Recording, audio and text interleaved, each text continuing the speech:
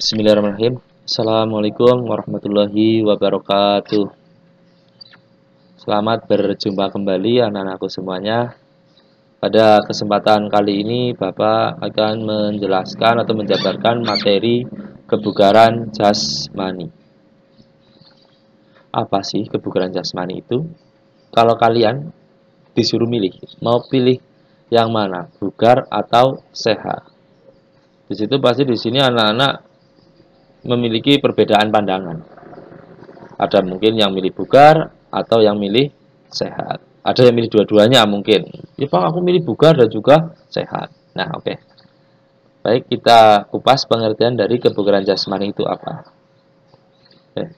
Kebugaran jasmani adalah kemampuan seseorang melakukan aktivitas sehari-hari tanpa mengalami kelelahan yang berarti dan masih memiliki cadangan tenaga untuk melakukan aktivitas lain yang sifatnya mendadak.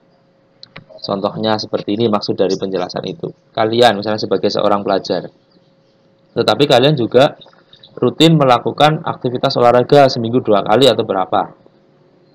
Bahkan bisa lebih. Pagi sekolah, pulang sekolah kalian ada waktu mungkin sedikit waktu untuk bermain. Dan malamnya kalian belajar. Nah, itu aktivitas keseharian kalian sehari-hari itu seperti itu. Otomatis kalian tidak akan merasa berat atau merasa kelelahan yang berlebih karena itu sudah menjadi kebiasaan kalian. Tetapi ada kalanya, ini sebagai contoh ya, ada kalanya kalian sudah melakukan aktivitas seperti itu. Nah, ternyata di lingkungan kalian ada kerja bakti. Misalkan kerja bakti menguruk jalan, kerja bakti mungkin membuat lapangan olahraga. Di situ membutuhkan aktivitas yang lumayan berat. Nah, kalian masih sanggup melakukan aktivitas mendadak itu yang jarang kalian lakukan. Itu termasuk salah satu contoh kebugaran. Ya, di situ. Kalian masih memiliki tenaga cadangan. Ini dari pengertian dari ini. Kurang lebih seperti itu. Oke, lanjut. Manfaat. Manfaat latihan kebugaran jasmani. Di sini ada 7. Yang pertama, menurunkan berat badan dan mencegah obesitas. Ini pasti ya, kalian misalkan yang rajin berolahraga dan makan yang cukup, tidak terlalu banyak tentunya ya, dan kalian rajin berolahraga. Tentunya berat badan kalian akan terjaga di sini, tidak mudah gendut ya. Terus nomor 2, mencegah penyakit jantung. Nah, ini mencegah penyakit jantung. Semakin kalian sering melakukan aktivitas olahraga, otomatis jantung kalian akan semakin sehat dan tidak mudah terkena penyakit jantung. Mencegah diabetes. Nah, ini kalian rutin melakukan aktivitas kebugaran jasmani, kalian otomatis terjaga ya dari penyakit diabetes. Kemudian yang keempat, meningkatkan kualitas hormon. Nah, ini hormon kalian akan tetap terjaga dan bahkan meningkat. Nomor 5, menurunkan tekanan darah tinggi. Nah, tekanan darah tinggi kalian akan terkontrol di sini. Nomor 6, menambah kepintaran. Menambah kepintaran di sini karena apa? Kok bisa menambah kepintaran? Ya, selama kalian melakukan aktivitas kebugaran, otomatis peredaran darah kalian akan lancar peredaran darahnya. Ya, otomatis peredaran darahnya ke otak, kemudian oksigen yang ke otak itu akan semakin lancar. Di situ kalian tidak lesu, kalian akan merasa fresh.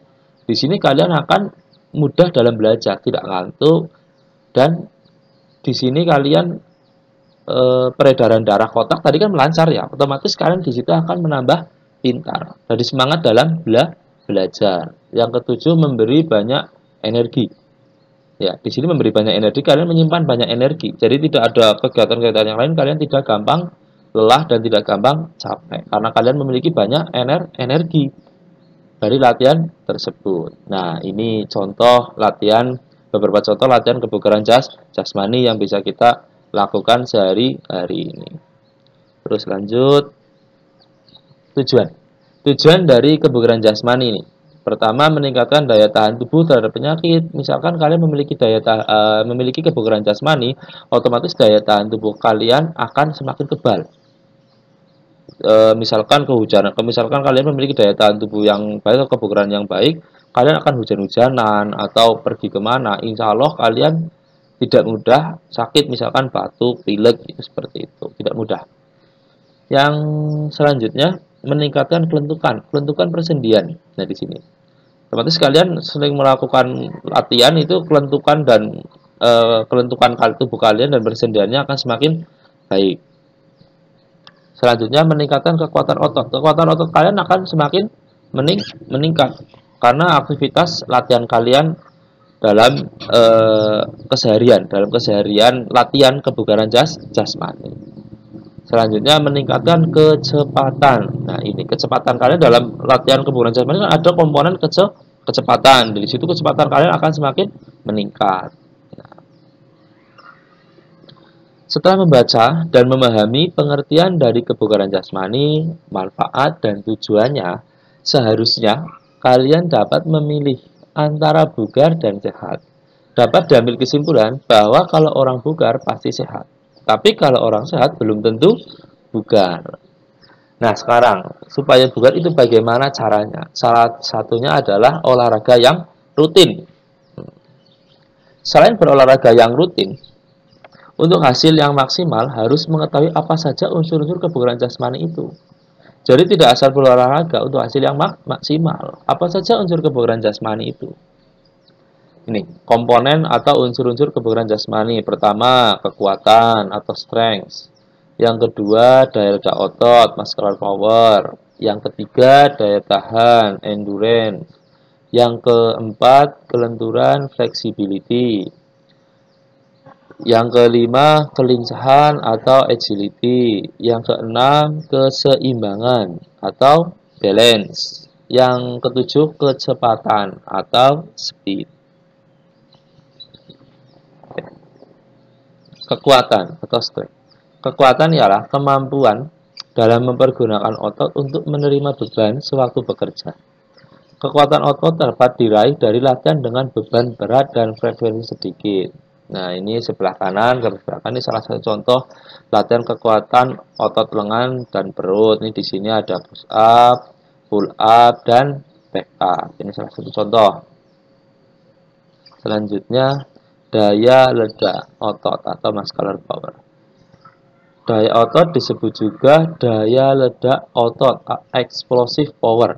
Ialah kemampuan seseorang dalam menggunakan kekuatan maksimum yang dikerahkan dalam waktu sesingkat-singkatnya. Misalnya di sini seorang petinju dalam melakukan pukulan itu menggunakan daya ledak explosive power seorang petinju itu.